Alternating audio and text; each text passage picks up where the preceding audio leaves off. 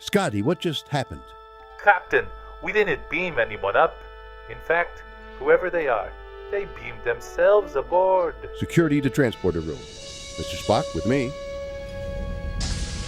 I'm Captain James T. Kirk, the Starship Enterprise. Identify yourselves. I am Thomas More, servant of His Majesty Henry VIII, and, I pray, servant of God above all. And I'm Ronald Reagan, 40th President of the United States of America. Boy, this sure isn't the Oval Office.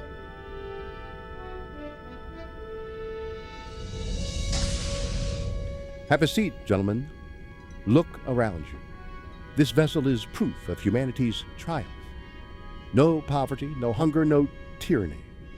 The Federation spans of worlds united in peace. The old battles of greed are gone, gentlemen. Superstition, all gone. Mankind has reached what you would call, Sir Thomas, and what you once imagined as Utopia. Have you indeed? You speak as though man's nature were rewritten by machinery and light. But I fear the heart of man remains unchanged, though the trappings be more splendid. Now, Tom makes a good point. You can't automate kindness. You mistake me, gentlemen. We haven't abolished humanity. We've elevated it. We've learned from our past. Power is shared, not hoarded. Knowledge is open to all. All capitalism is gone. We've transcended the corruption that plagued your ages. Then may I speak plainly? Please go ahead. Captain, Utopia was never meant as a map for builders of perfect worlds. It was a mirror held to man's folly, a warning wrapped in a dream. The moment men believe they can shape heaven with their own hands, they give birth to hell. For pride is the root of all false paradises. Every age has tried to build its Eden without God, and every such Eden has turned to ash. When men claim to be angels, they treat their neighbors as beasts. When they replace grace with reason, mercy with order, the result is not harmony, but cruelty refined. You see, Captain, a utopia without God is not the kingdom of man. It is the Tower of Babel raised again. And yet, we have achieved peace, Sir Thomas. Not through faith, but through understanding. We've learned that morality can be reasoned, that compassion can be cultivated without superstition. Understanding may guide the mind, Captain, but it cannot save the soul. The evil that breeds in the heart of man is not banished by knowledge. It is restrained by conscience, and conscience itself is the voice of God in man. Remove that, and all your peace is built upon sand. I've seen this movie too many times. Folks promise heaven on earth, but they always forget what's the fine print. You start by planning perfection, you end up by policing thoughts. And yet that's not our world. Our laws protect freedom. Our citizens contribute not out of fear, but out of conviction. Excuse me, gentlemen. Captain reports from Mr. Spock. Thank you very much, Yeoman. Well, gentlemen, according to Mr. Spock's reports, you both are dead, and he suggests that you're not real at all. I am quite aware that I am dead, yet I am real. Oh, well, I died in 2004, but I lost my marbles long before that. Well, gentlemen, Mr. Spock will keep on looking into the situation. Why don't we continue this conversation until we find out who you are and why you are here? We were talking about your world and your convictions of achieving utopianism. I pray that your conviction never turns to complacency. For a world that thinks itself perfect has already forgotten what it means to be good.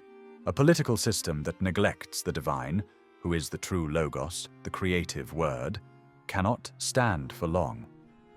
For it is founded upon shifting sands, built without regard for the divine intelligence that created all things by speech, by word, by logos, who became flesh in a humble man named Jesus Christ. Such a system, denying the divine image within man, made in the likeness of God, and endowed with the power of Logos, inevitably drifts into chaos and perdition. You see, the Creator's truth is not merely law or command. It is intelligibility itself, uttered in Genesis, shaping the very fabric of reality through divine speech. Man, fashioned in that divine image, bears the capacity for logos, reason, the divine imprint that calls for a relationship of reasonable worship. Logikin latrian, as Scripture calls it. To dissolve this sacred connection, to sever the divine from human affairs, is to abandon the foundation of justice, virtue, and true nobility.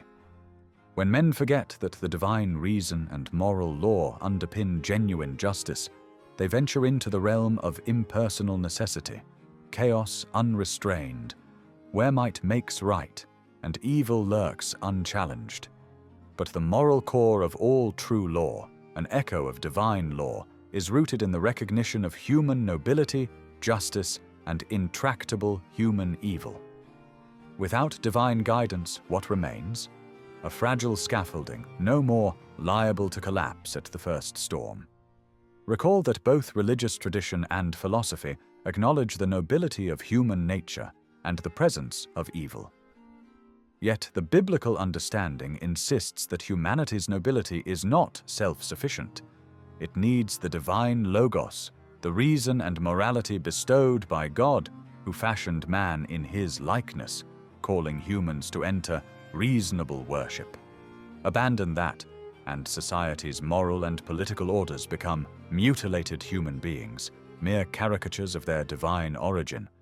This divine logos is inscribed into the very core of reality, who fashioned the universe with intelligible speech, bringing order out of chaos.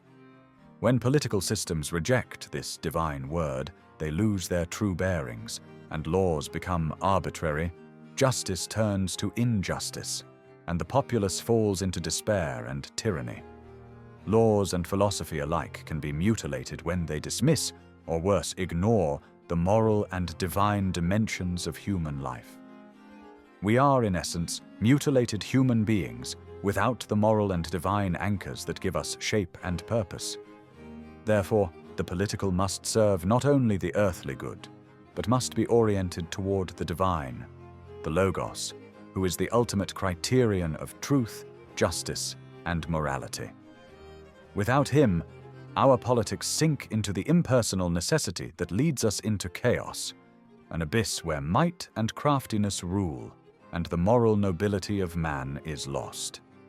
True political life, the life that aims at the common good, must be rooted in the divine Logos, reason and truth that guide both the soul and society, lest we drift into ruin, for no system of man-made laws can sustain the noble order unless it is grounded in divine truth. The failure of the political without Christian faith is not merely a loss, it is a descent into inevitable chaos. You think me blind, and perhaps I am. I've seen worlds die from greed and cruelty. I've seen corruption within the Federation, it's true. I want to believe we've outgrown them. I do believe that we've come so far from our past. But Utopia, the Federation is not that, is it? Progress isn't a finish line. It's a balancing act. You stop reaching higher, you start falling. Hope is no sin, Captain, but humility must walk beside it. Utopia is a longing, not a location. And that ache is a yearning the humankind has not the power to fulfill. Maybe that's the truth of it. The perfect world isn't one we've reached. It's one we keep reaching for. Aye, and in the reaching, man remembers he is still human and in need of salvation. Captain, Mr. Spock, Jim, this is a shocking report that you put in my hands, Spock. You're saying that we are false, and these gentlemen are real.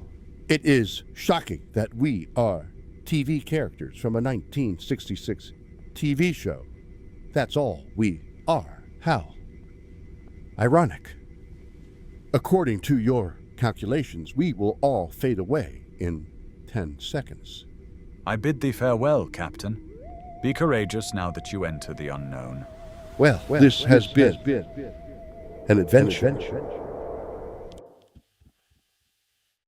Well, where did they go? Ron, they faded away like every human aspiration that is realized in God. Gosh. Well, it was sure nice meeting you, Tom. I'm going to go look for my Nancy now.